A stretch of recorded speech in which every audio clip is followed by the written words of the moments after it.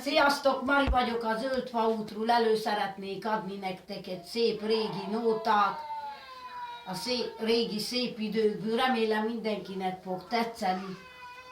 Sok tisztelettel, szeretettel küldöm nektek a Zöldfa útiaknak, mert mindenkinek a világban, remélem mindenkinek fog tetszeni, a menő meg a vagány, a Mari.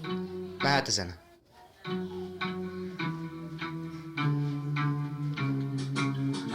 Nem lehet még itt a búcsúzás, csak te voltál nekem, senki más. Elvitted álmomat, még látom arcodat, mindőt kísér egy fájó gondolat. Gondolsz-e majd rám?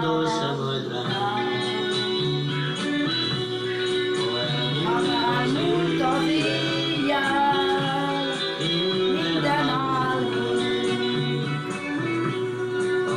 a hajnal is éjjel, hazudj, hogy fáj, hogy most is fáj a búcsúzás, hogy nem szerettél én senki mást. Gondolsz-e majd rám, ha már csókját érzed, nem ölel már át, a két karom téged, hazudj, hogy fáj, arra kívánsz, hogy engem vársz, hogy nem szeretnél még így senki más. Gondolsz majd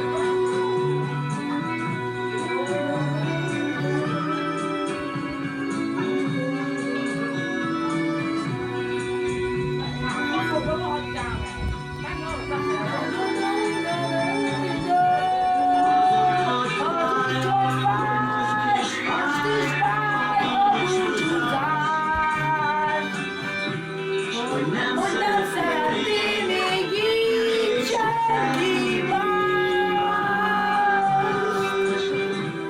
hogy nem szeretnél még így senki más.